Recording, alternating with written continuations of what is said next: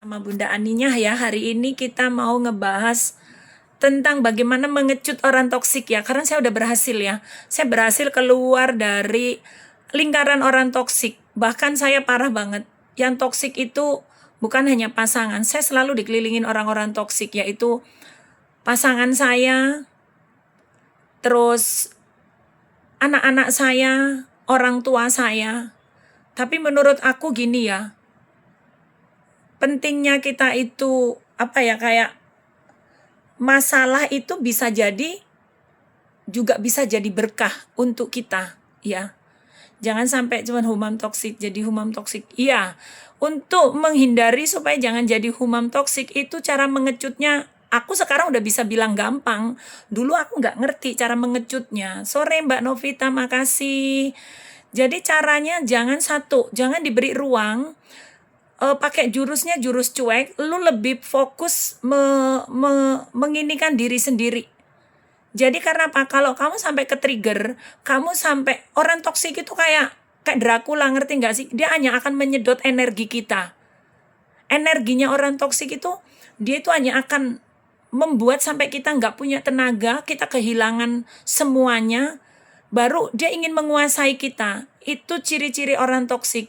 Orang toksik itu bukannya kayak hantu, terus ya banyak sekali. Orang toksik itu nggak terlihat. Jadi kalau kamu pingin tahu ciri-ciri orang toksik, bahkan orang toksik ini bisa nggak terlihat, tapi ciri-cirinya ada. Ya, ciri-cirinya dia itu kalau misalnya nggak punya rasa belas kasihan, nggak punya rasa empati.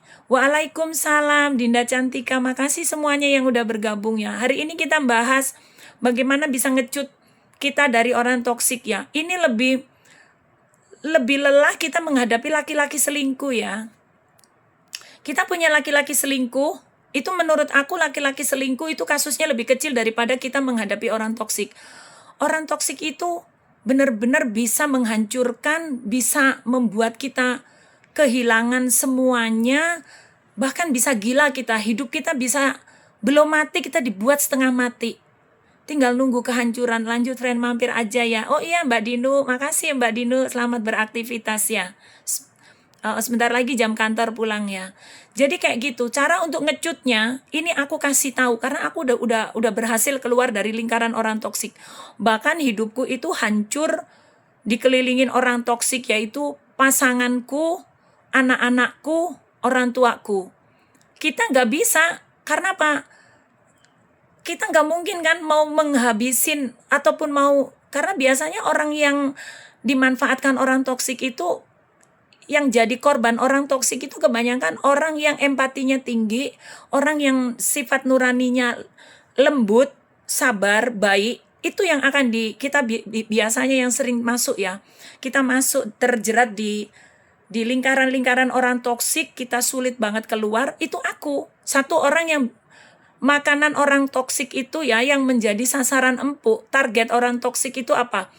Orangnya nggak tegaan, empati kita tinggi, kita tuh baik banget, tapi kita itu nggak ngerti baik atau antara membedakan baik dan bodoh. Yang kita tahu orang itu moralitasnya lebih baik, tinggi gitu ya. Itulah yang disasar orang-orang toksik. Mirip Mbak Indah. Siapa? Saya mirip Mbak Indah. Mbak Indah itu siapa? Oke, lanjut lagi ya. Bukan kamu juga, hampir semuanya. Makanya saya di live kali ini saya akan memberikan sebuah edukasi bagaimana kita keluar. Mbak Indah Ponorogo. Oh, mungkin ya. Kembarannya kali. Lanjut ya, ini ilmu penting banget ini ya. Karena banyak banget orang nggak paham ya. Orang nggak paham, akhirnya dia itu stay aja. Sebenarnya setelah aku ngerti ngecutnya, itu keluarnya, ngegapnya gitu, itu mudah sebenarnya. Karena kita nggak mungkin akan tempur dengan anak kandung sendiri. Kita nggak mungkin akan berperang dengan orang tua sendiri. Kita nggak mungkin akan perang dengan pasangan suami, bapak, anak-anak kita. Jadi itulah cara Allah, kembali melibatkan Allah ya menurut aku. Jadi itulah cara Allah memberikan ujian sama kita.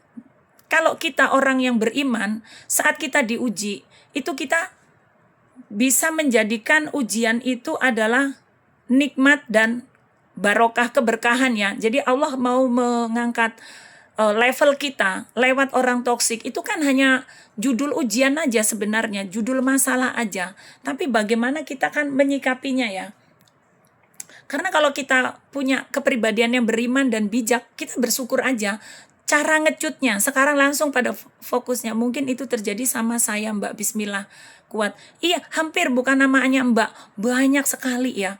Banyak sekali yang ngalamin kehidupan seperti itu. Bahkan yang paling aku lihat beda dengan di luar negeri. Karena di luar negeri itu kehidupan sudah individual. Jadi orang toksik itu nggak bisa mengegap, nggak bisa men-trigger. Kenapa? Orang toksik itu kuncinya menghadapi ngecut orang toksik, satu, jangan diberi ruang. Yang kedua, kita harus cuek. Ya, orang toksik itu harus cuek. Dan kamu lebih memikirkan, menyayangi dirimu sendiri. Ya memang orang yang nggak enakan itu sering kena. Kan aku tadi udah bilang, orang toksik itu, misalnya, orang toksik itu bukan orangnya jelek, orangnya kasar, mulutnya kasar, enggak.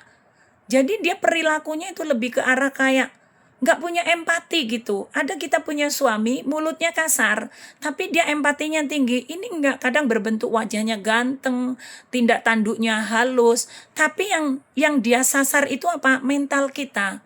Misalnya nih, contoh ya, istri di rumah padahal pinter beraktivitas, punya skill apa. Kalau pasangannya toksik, dia hidup nggak bisa nyukupin, tapi dia melarang kita berkembang. Dia melarang kita itu berkembang. Terus kalau kita udah bisa berkembang, ngebantu kerja, kita itu seperti akan diperlakukan, justru dimanfaatin kebaikan saya. Ya itu, memang seperti itu. Gitu. Itu nanti yang disasar itu apa? Mental. Gitu. Kita diberi berkembang, tapi dipukul terus mental kita, supaya kita ngerasa nggak bersalah, supaya kita nggak bisa bertumbuh dan berkembang. Kita nggak diberi ruang, gitu. Ya, seringnya seperti itu. Lalu kalau kita diberi ruang berkembang, kita kayak ditali, kaki kita kayak ditali, kita tuh harus, seperti kita itu kayak harus, dia tuh raja, kita harus menyerahkan upeti, kita tuh harus semuanya. Terus, tindakan ketiga, biasanya orang toksik itu, mau laki mau perempuan, itu sama. Dia akan memutar. Misalnya kita nih, dia yang salah. Misalnya nih contoh lagi, dia selingkuh. Kita yang sebagai korban gitu. Dia akan memutar. Gue tuh selingkuh karena elu. Gitu loh. Dan biasanya lelaki toksik itu nggak suka melihat istri berkembang, wanita berkembang. Misalnya cowok yang toksiknya perempuan. Si perempuan juga nggak suka suami berkembang. Karena apa? Dia akan dibuat, kalau perempuan biasanya dibuat sampai misalnya istri senengnya dandan, cantik, rapi, bersih. Biasanya dia juga nggak suka. Nanti saat kamu menuruti kemauan dia, biasanya dia akan menggunakan pakai cemburu. Nah, kalau kamu dicemburuin, otomatis kamu kan ngerasa, ih laki gue sayang banget, cinta banget sama aku gitu. Ya udahlah, aku biasa-biasa aja, aku jadi perempuan yang nurut gitu kan, seringnya kayak gitu. Nah, setelah kamu dihabiskan, dia udah masuk ke cara men-trigger kamu, cara menghandle kamu seperti itu. Nanti otomatis perempuan itu kan berubah. Jadi nggak energik, jadi males, jadi kusam, jadi dekil, jadi jelek gitu. Karena kita semuanya serba salah. Itu seringnya yang terjadi. Nanti setelah kamu kucel, jelek, dekil, kita perempuan berubah menjadi nggak energik, nggak produktif, nggak bertumbuh. Dia akan mencari, memutar kesalahan. Tiba-tiba misalnya dia suka lagi dengan perempuan di luar, misalnya dia selingkuh, itu dia yang selingkuh, dia akan muter balik, kita yang salah, si perempuan yang salah. Misalnya nanti dia akan menjual, bini gue tuh jorok banget, dekil banget, begini banget, nggak bisa gini. Itu seperti itu. Ini contoh aja. Betul, sampai saya ambil keputusan pisah sama keluarga karena gila kalau saya masih nerima. Betul, memang seperti itu. Aku dulu juga ngerasain kayak gitu. Jadi aku dibuat sampai kayak kehilangan gak ngerti arah. Gue begini salah, begitu salah, begini salah, begitu. Sampai habis, kayak sampai ibarat baterai ya, saya itu tinggal 1%. Untung saya cepet-cepet udah ngambil cabut gitu, pergi. Karena akhirnya yang saya lihat yang jadi korban anak-anak gitu. Kadang dijelek-jelekin pada kita. Maka itu, nah disinilah solusinya gimana. Oke, saya masuk pada solusinya sekarang. Solusinya pertama, Jangan beri ruang dia. Buat kamu yang punya pasangan yang ciri-cirinya kayak gini, mulai sadarin, jangan beri ruang dia, kamu jangan sampai bisa dikendaliin sama dia, kamu menjadi dirimu sendiri. Ya, sebelum kamu masuk loh, belum masuk terlalu jauh, kamu terhipnotis sama ini dia. Yang kedua, cuek. Gitu. Ya. Yang ketiga, cepet-cepet sayangin dirimu sendiri, kamu cepet balik. Kalau kamu itu berharga hidupmu itu, nah di situ mulailah kamu harus membentuk sebuah kualitas diri, kualitas hidup kamu. Itu penting sekali. Ya, karena kalau enggak, kamu enggak punya kualitas, kamu enggak sibuk nyayangi diri kamu biasanya orang yang terjebak di toksik, kamu akan ke-trigger, kamu hanya akan sibuk dengan manipulasi dia. Ya, sibuk kamu dengan manipulasi dia karena dia selalu menyalahkan. Jadi kamu akhirnya apa? Insecure. Kok gue udah begini salah, padahal kamu udah berbuat benar, kamu udah jadi istri yang baik, kamu udah jadi wanita yang sayang, wanita ini. Itu misalnya lagi lelaki egois, lelaki toksik. Misalnya dia punya masalah, curhat sama kamu memberikan ide. Itu bukannya ide itu dia terima, bini gue baik banget ya, bini gue pinter, bini gue. Nanti diputar balik, dia balik nyerang kita. Nanti kita akan dilabelin kita tuh perempuan cerewet, perempuan ngatur, perempuan itu, hati-hati. Jadi solusinya menghadapi orang toksik, jangan beri ruang. Satu, jangan beri ruang. Kamu harus punya sifat yang cuek. Cuek itu dalam arti kalau suami istri bukan ini ya. Pokoknya cuek, jangan terlalu dia boleh mengendalikan kamu. Jadi kamu harus benar-benar sadar diri bahwa tubuhmu milikmu, dirimu milikmu, dan hidupmu milikmu. Hidupmu itu mahal, hidupmu berharga. Ya, lalu orang toksik ini hanya akan kalah pada wanita-wanita yang langsung nge-grade dirinya, bangkit, membenahin diri. Solusinya yaitu menaikkan level kita. Karena apa? Orang toksik itu nggak suka wanita berkarir yang makin up, nggak suka. Ya, seperti itu. Jadi intinya kembali lagi ilmunya yaitu 3. Kejar skill, ya, kejar kesehatan, kejar tujuan hidup. Udah ini aja. Setelah kamu nanti dengan skill dinaikkan levelmu oleh skillmu, ya, lalu kamu perbaiki kesehatan kamu, jangan sampai mentalmu tertrigger. Lalu kalau memang udah lelah banget, ya, kamu lari aja pada konsisten dengan tujuan hidup kamu itu apa. Lalu nggak usah lagi fokus bahwa lo harus terus bertahan bersama dia. Dan jangan nggak usah kalau memang kamu cinta, kamu bucin, nggak harus mikirin terus solusinya cerai. Biarin aja. Dia seperti itu, gue seperti ini. Cerai kakak, nggak perlu dulu. Kecuali itu udah dia kayak misalnya kayak KDRT membahayakan kamu gitu. Makasih ilmunya Bunda. Oh iya, makasih sama-sama. Ini saya bukan, apa yang saya sampaikan ini bukan saya itu hasil membaca buku atau mendengarkan podcast orang, bukan. Saya pribadi mengalaminya sendiri 20 tahun. Saya itu terkerangkeng, saya itu terpenjara oleh orang-orang toksik, yaitu mereka itu adalah pasangan, anak-anak, dan orang tua. Saya habiskan, tapi buat saya is okay. Karena apa? Kita kembali lagi, kita orang beriman, apa yang sudah kita lakukan itu hitungannya kita sama Allah. Makanya hari ini kalau saya diangkat, derajat saya, level saya dinaikkan, mungkin inilah hadiah kesabaran saya dulu, hadiah kezoliman para mereka itu mengisap darah saya, memeras keringat saya, memeras energi saya. Akhirnya Pak, dengan pertolongan Allah, saya hari ini bisa keluar menjadi, yaitu seperti hari ini yang kalian lihat. Saya nggak kemakan lagi dengan usia saya 56, saya tetap energik, saya sehat jasmani, sehat rohani, sehat mental saya.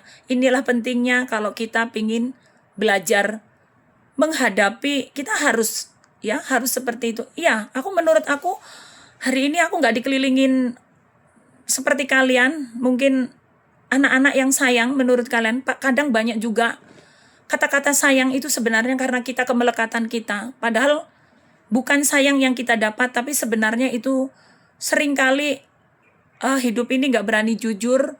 Padahal kita itu merasa tersakiti, terzolimi oleh orang-orang yang seperti yaitu tadi, biasanya makhluk-makhluk itu bernama anak, suami, orang tua, gitu. Ini yang paling sulit sekali ini kita menghadapi makhluk-makhluk ini ya.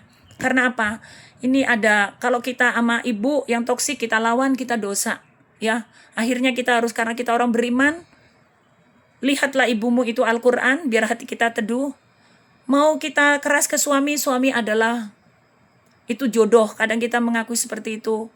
Terus mau kita tempur anak adalah darah daging kita sendiri. Jadi yang ada adalah dari cerita kita ini, live kita ini membahas tentang bagaimana mengecut orang toksik. Kita menghindari orang toksik adalah dengan akal sehat, dengan keimanan, dengan kesabaran, dengan tawakal, yaitu anggap semua yang kamu hadapin itu adalah ya musibah, karena nggak semua musibah itu buruk. Ada orang beriman, orang yang takwa, orang yang moralitasnya bagus melihat sebuah musibah itu menjadikan sebuah hidayah. Seperti saya, setiap musibah, saya nggak pernah bilang musibah itu adalah sebuah kehancuran, tapi karena musibah itu, karena orang-orang toksik itu, saya menjadi kuat seperti hari ini. Dan alhamdulillah liatin 56 tahun saya ya, muka saya nggak termakan usia saya. Usia saya 56, muka saya nggak termakan usia. Karena apa? Karena saya sehat.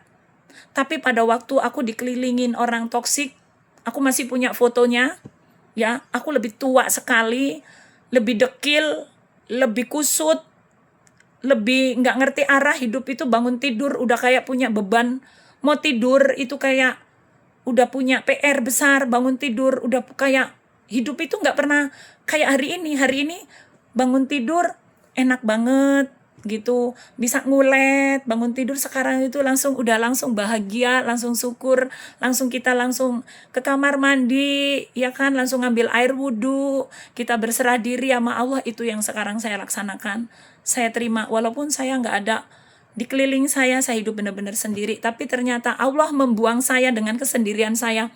Ternyata itu adalah cara Allah membahagiakan saya.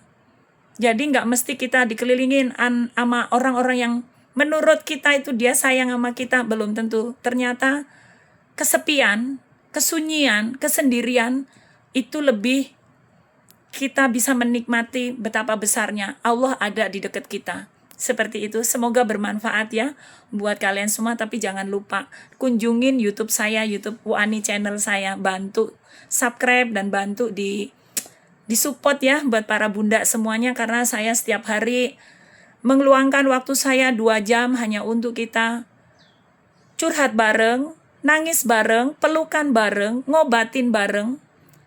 Saya menjadikan diri saya adalah tukang memberi obat ya. Jadi kalau memang setiap live saya kalian kunjungin video-video saya di YouTube saya, kalian suka, jangan lupa bantu support Bunda Ani. Karena apa?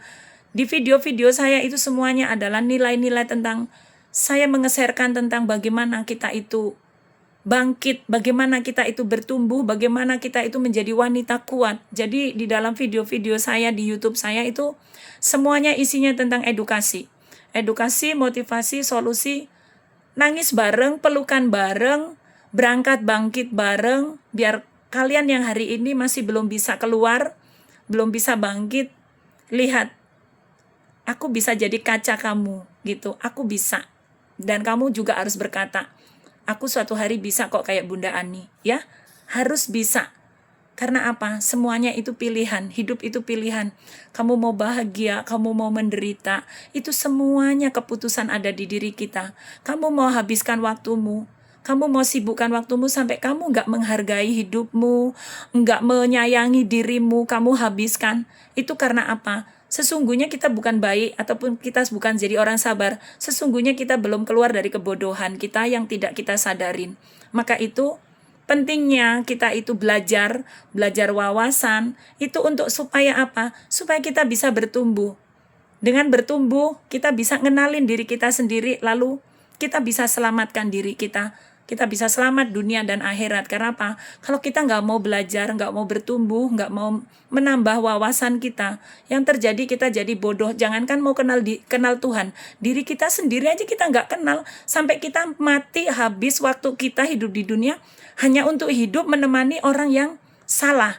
Orang yang seperti itu akhirnya apa? Dari pengalaman hidup saya, di video ini saya sharekan buat saudara-saudaraku semua, buat perempuan, buat termasuk untuk orang laki, karena toksik itu bukan hanya laki-laki, toksik itu bisa juga perempuan, dan toksik itu bisa juga, yaitu tadi, wujudnya itu bisa suami, bisa anak, bisa orang tua. Nah, bila terjadi toksik yang mengelilingi kita, 3 makhluk hidup ini, inilah ujian terbesar kita dalam hidup. Allah itu ujinya besar tuh di sini nih ya. Oke, semoga bermanfaat buat kalian semuanya. Jangan lupa ya, bantu Bunda Ani subscribe ya, biar aku terus bisa mengupdate konten-konten yang bermanfaat. Ya.